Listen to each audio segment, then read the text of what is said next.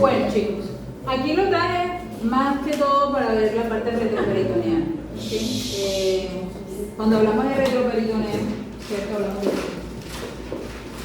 de todo lo que está detrás del peritoneo, ¿cierto? De todo lo que está pegado casi que a la columna lumbar, ¿sí? Entre la dorsal y la lumbar, ¿correcto? Todo hacia atrás, más la lumbar porque la dorsal casi que no, listo, pero más lumbar. Entonces, cuando hablamos de retroperitoneo, es aquello que no está cubierto por el peritoneo, listo, detrás del peritoneo. Entonces, detrás del peritoneo encontramos estructuras muy importantes, como cuáles. Los riñones, El páncreas, las glándulas suprarrenales, vasos sanguíneos, ¿cierto? vías Tenemos la urinarias, cava inferior y tenemos la aorta abdominal. vías ¿Qué urinarias. más? Las vías urinarias, la vejiga. Los uretes que también hacen parte, ¿cierto? Bueno, la vejiga sí está un poco más pélvica, ¿cierto? Pero entonces ya llegaremos a. ¿Listo? Además de eso, hay unas estructuras como el duodeno que hacen parte también del retroperitoneo, ¿cierto? Y del páncreas, que también hay una parte del páncreas que hace parte del retroperitoneo. Entonces, tenemos que la segunda, tercera y cuarta porción del duodeno hacen parte del retroperitoneo, así como también creo que la parte más de entre la cabeza, no, entre como el cuerpo del páncreas más o menos. Lo que pasa es que no es completamente lo que va hacia el retroperitoneo. Pero también nos podemos dar cuenta que hay una base, una parte más anterior del riñón que también está como dentro del peritoneo. ¿Sí? Un poquito, sí. Pero es más verdaderamente retroperitoneo. Entonces vamos a hablar hoy del riñón y cómo está ubicado, dónde está ubicado, de qué tamaño es, qué estructuras lo componen, etc. ¿Bien? Entonces, ¿qué hablamos del riñón? ¿Qué dice?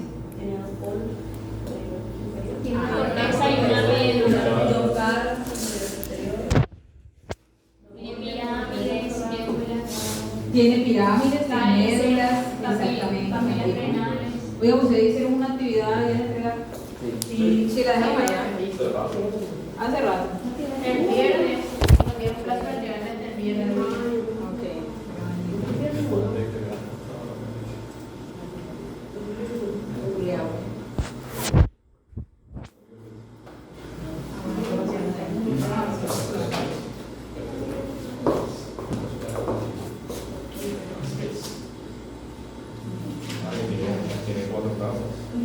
¿Este ya lo vieron? ¿Plexo solar?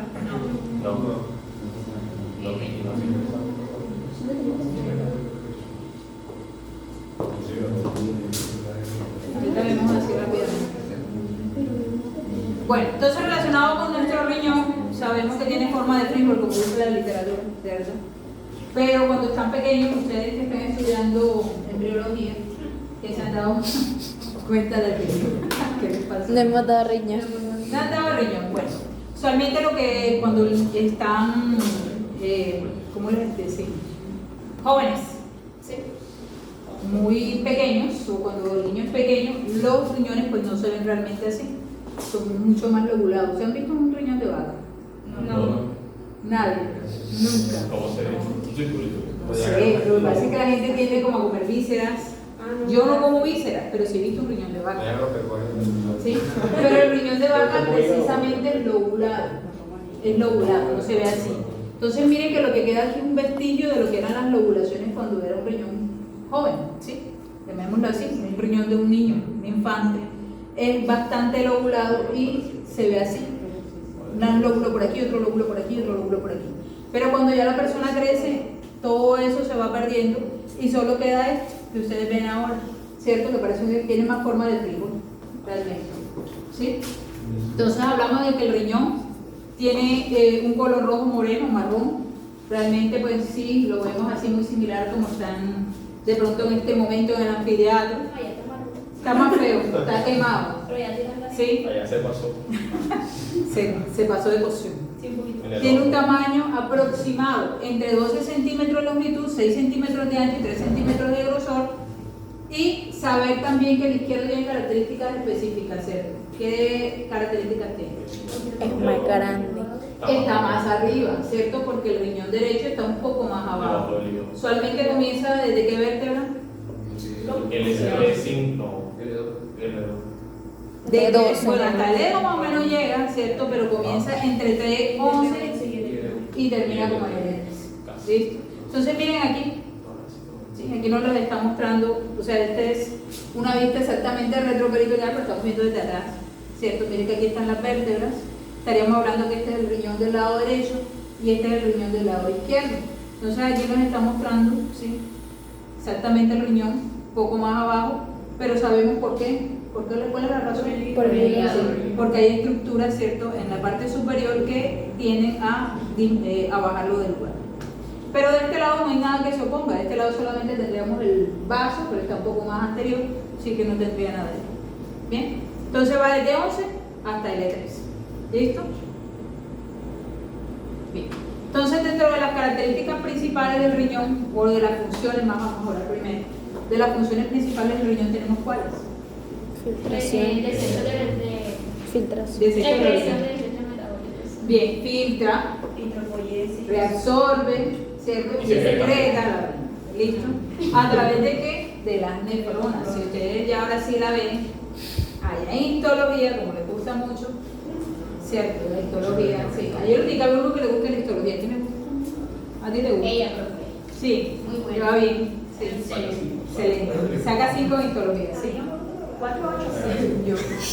4-8, pero no puede nada de 5, ¿no? No, pero bien. 4-8 bien, pero tiene un buen profesor, ¿no? Sí. La profesora. Una profesora. Listo. Entonces vemos nuestro riñón, que aparte de que es el riñón, también vamos a ver las suprarrenales, ¿cierto? Entonces las suprarrenales están ocupando el polo superior de cada riñón. La característica de las suprarrenales, ¿cuál es? Una tiene forma, es estructura, morfológicamente hablando. La izquierda tiene forma de semiluna y la del lado derecho tiene forma piramidal, ¿correcto? Anatómicamente tiene dos zonas, una corteza, y una media. ¿Y por qué sería importante? Producción de. Tiene 3 capas, exactamente, y en esas 3 capas genera ¿qué? Y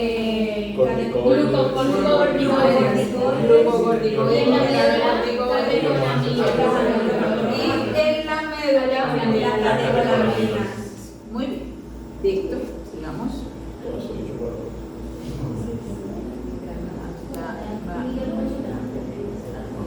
Ok. Bien, con relación ya a las partes del riñón, creo que se ve mejor.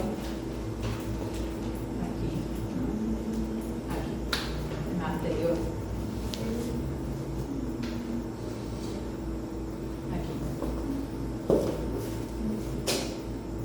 Bueno, no hablamos del peso. Miren que en el varón tiene más peso que en las mujeres, ¿no? Digo que todo va relacionado con la superficie corporal también. Si un riñón de una persona más grande, pues debe ser un poco más grande, ¿sí?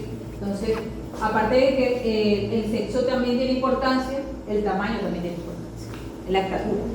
¿Bien? Listo, entonces nuestro riñón, ahora sí las partes. Corteza, cápsula, corteza, médula, ¿cierto? ¿Qué más tenemos? Senos renales atrás. Cálices menores, pirámides, columnas, son estas de aquí, columnas, ¿cierto? Cálices menores, cálices mayores, pelvis renal y uretra. ¿Sí? Hacia atrás vemos la grasa perirenal y el seno renal, que sería toda esta zona donde está posado los cálices. Bien. Pues histológicamente hablando, hablaríamos en sí de una nefrona, pero para tener así como el récord de Ellis, o eso lo vieron, yo en la parte histológica me dijeron que no. Okay. Entonces tiene glomérulo. ¿Qué más? Sí, vamos a observar una nefrona porque es la unidad funcional y estructural del riñón, ¿cierto? Si vamos a ver la nefrona, entonces tiene glomérulo, la cápsula de Bowman, el espacio de Bowman. ¿Qué más? Túbulos contorneados proximales, ACDN descendente, ACDN ascendente, túbulo contorneado distal y los túbulos colectores. Listo, esas serían como todas las partes de la nefrona de forma histológica.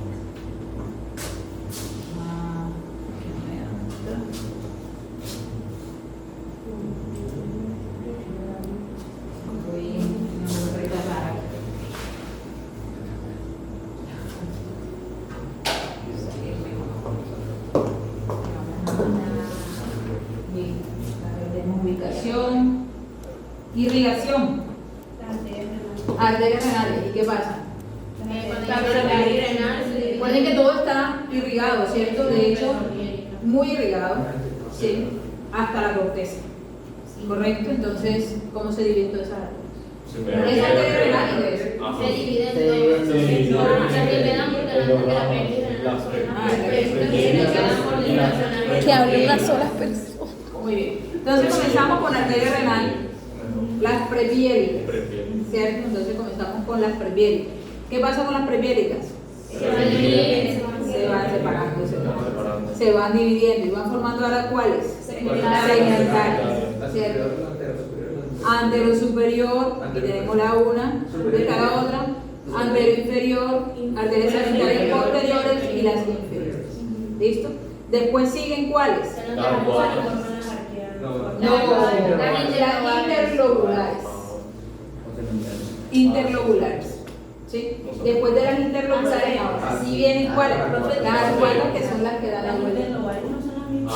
No, interlobulares son las que ya llegan a la vuelta. A nosotros profesor nos dijo que eran interlobulares o segmentales, que eran lo mismo, que después esas se anastomosaban y formaban las arqueadas.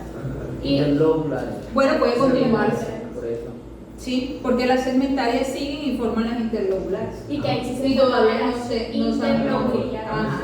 Bueno, primero vienen las interlobulares Y después las y después vienen las arqueadas o Las arcuadas. interlobulares. Sí, y después siguen interlobulares que son las que van a la corteza. Exactamente. Bien. Listo, muy bien, llegaron hasta el final, por eso las interlobulares no te acuerdo.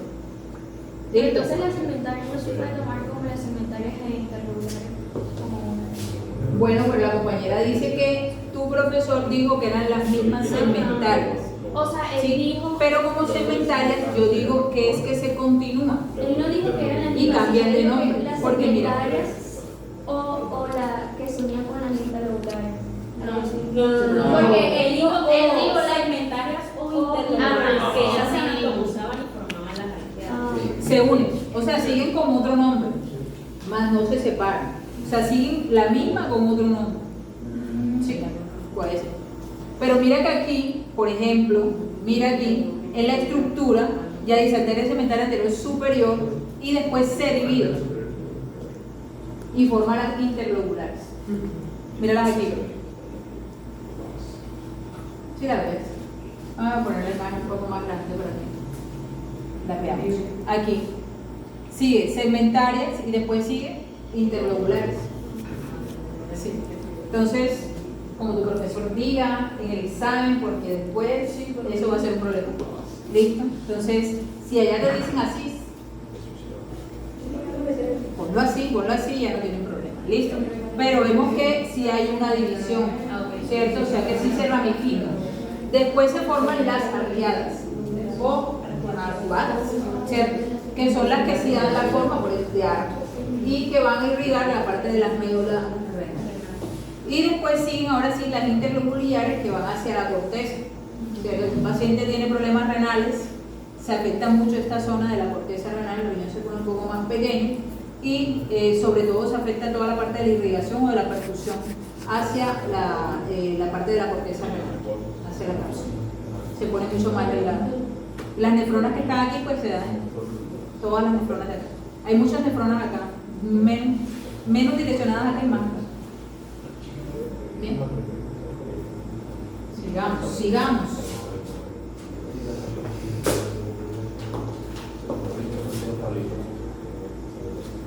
¿Con qué otro nombre se conocen las arterias capsulares? Las capsulares. No sé. ¿Alguien sabe? O sea, después de la inter. Las capsulares sí son de la Después de cápsula. la inter viene La inter. Mira que de hecho termina aquí, en la corteza interlobular, pero las septimales son las que siguen hacia la cápsula. ¿Cómo así? Después de las interlobulares no vienen las aferentes. No, de la Capsulares. intra y de la intra salen. de la, Y después sale el promedio. Y del promedio el referente. Y del Ajá. referente. Pero después de las interlobulares que vienen. Interlobulares. inter, ya. Inter. Inter. ¿Estamos hablando de qué? De la irrigación, pero ya. Externa. Así. Sí, de la cápsula. Según de la cápsula hasta la 7, sería la cápsula. Ya, no veo más años. Y si hablamos del glomérulo, tenemos cuáles. La referente de ingreso y la referente de salida. Y la recta. Que de hecho por eso es que se da la filtración aquí, en la cápsula de 1, ¿sí? En el espacio de 1. Bien, glándula suprarrenal, lo que hablábamos ahorita, de las zonas, sobre todo para ver las zonas, la glomerular, fascicular, ¿cierto? Y la reticular, que son las tres. Pero ya eso es más a nivel histológico, porque acá solamente podríamos ver ¿qué? 2 zonas, ¿cierto? Corteza y médula. De resto ya no podremos diferenciar nada más.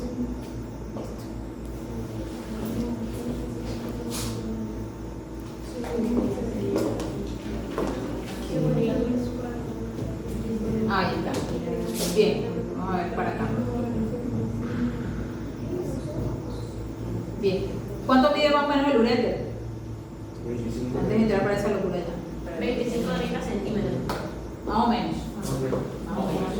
También depende, ¿cierto? Del tamaño, la estatura, etc. ¿Sí? ¿Y de grosor? Como 3 milímetros, 2 milímetros, por ahí, más o menos. No creo que pase de 2. Es más, no pasa de 3 milímetros. Un cálculo de 3 milímetros ya se trancaría en el uréter. Ya no pasaría, porque es muy estrecho, muy delgado. De hecho, por eso, cuando tenemos pacientes con patologías renales, tenemos problemas de un dolor intenso, exquisito, ¿cierto? Porque el cálculo, como la misma orilla comienza a hacer presión de salida, entonces lo que hace es rayar sobre el uréter. Y el paciente manifiesta un dolor intenso. Es un dolor intenso de una.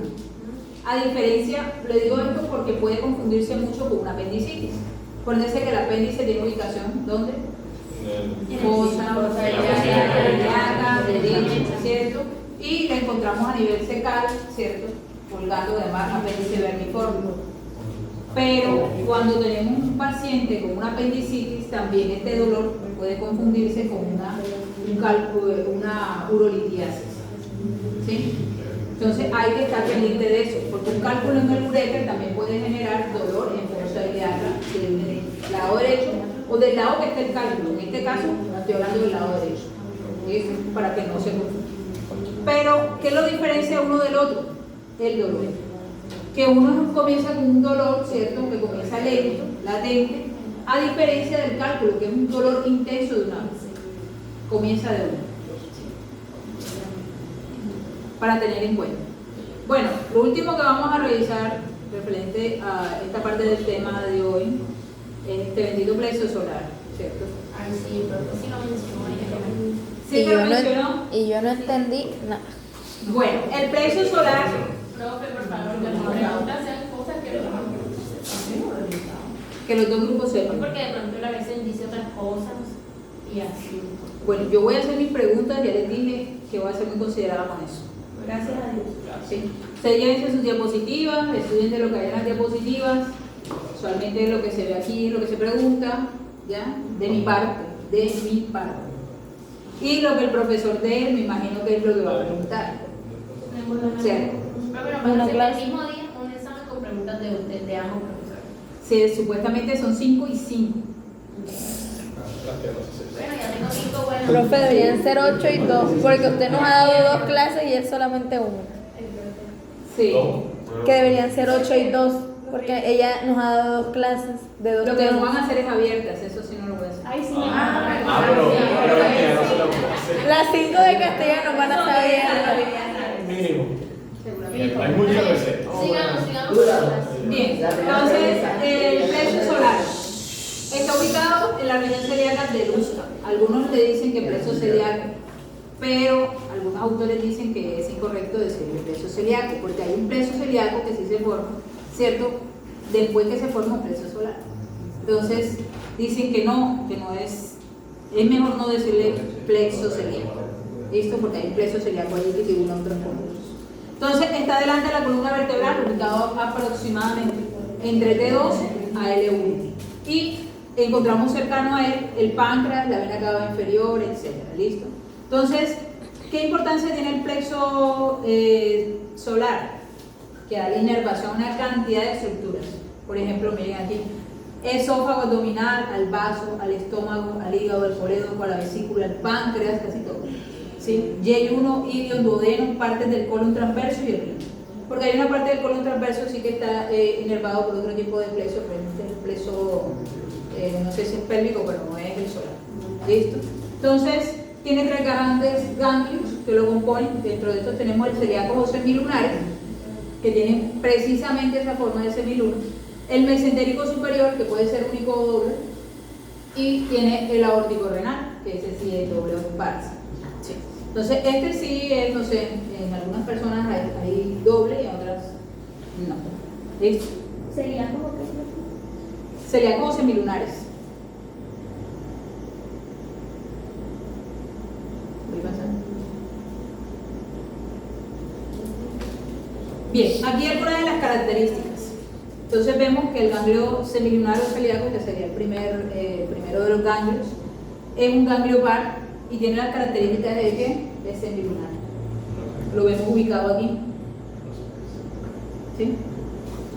Dice, tiene 2 cuernos, uno lateral y uno medial. Medial siempre hacia la línea media, lateral hacia abajo. ¿Listo? Entonces, para tener una concavidad superior y una convexidad inferior. ¿Listo?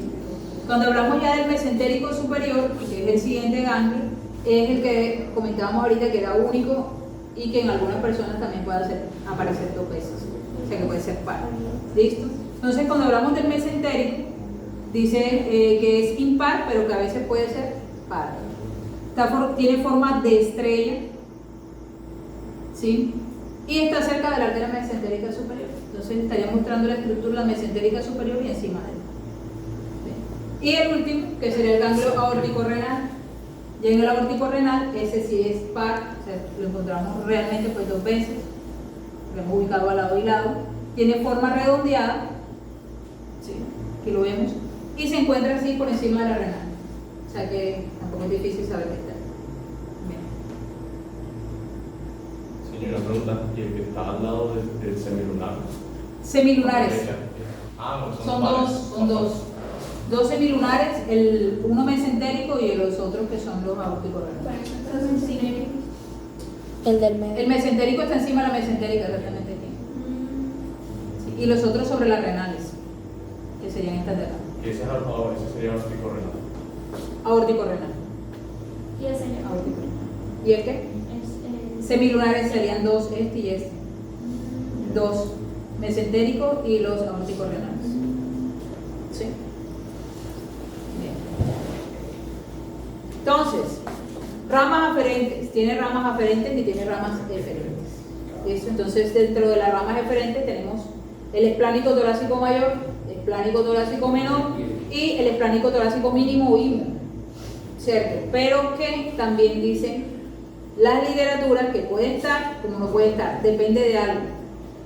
Si este está formado hasta D12, se supone que este ya no existe, porque debería este formarse de D12. ¿Sí? Entonces aquí vemos que si este llega hasta D11, existe el IMO. ¿Listo? Bien. Esplánicos torácicos. Bueno, aquí les traje porque con esos nombres que siempre le preguntan, entiendo, porque eso se lo aprende uno por allá.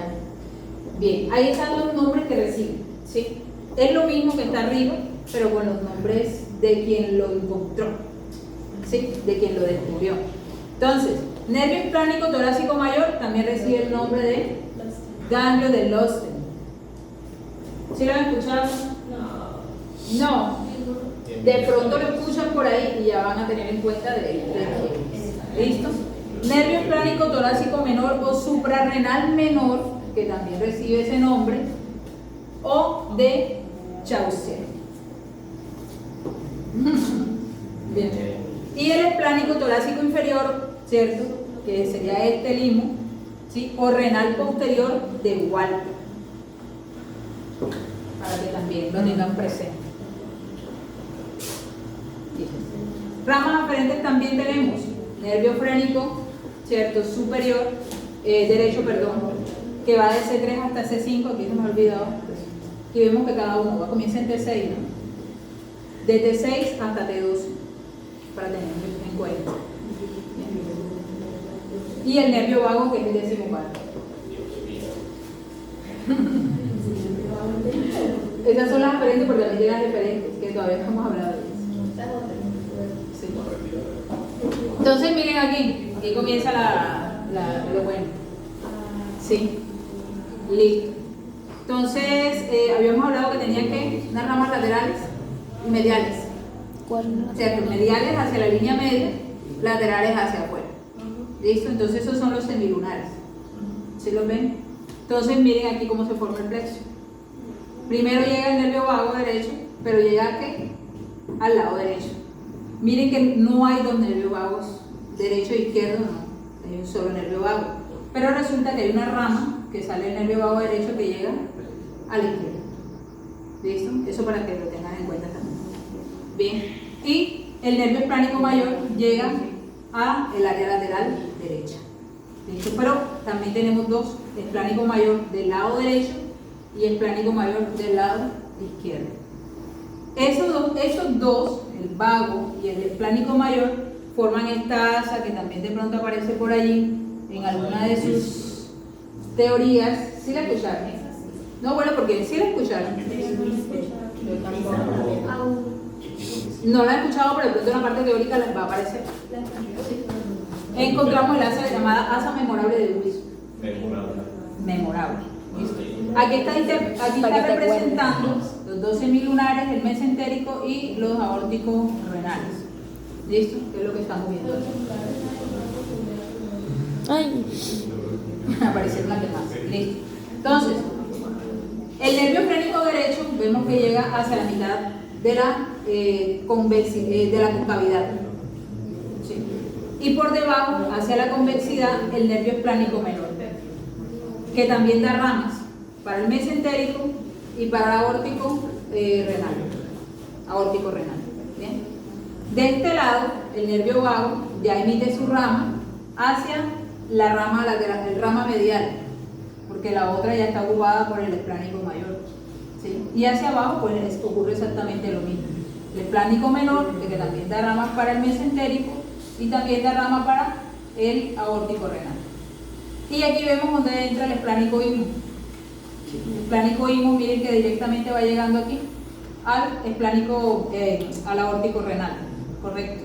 Entonces miren aquí, de este lado se formula de quién, la de Whistler, el asa de Whistler, asa memorable. ¿Sí? Y de este lado tenemos el asa de qué, de Leibniz-Lavas. Sí. Los circulitos amarillos. Estos de aquí, pues estos sí no hacen parte bueno, son otros ganglios, pero más que todo para el esplánico leíno, pero me acuerdo que era. ¿Alguien tiene idea de qué puede ser? Me acuerdo. Pero son ganglios, o sea, son ganglios laterales, pero no son de la no son de las bolitas amarillas. Sí. Bien. Entonces miren aquí, todas las partes diferentes están formadas por, vamos a decirlo así, todas las arterias en sí llevan su plexo. Correcto, entonces ahí comienza el plexo diafragmático inferior, ¿cierto?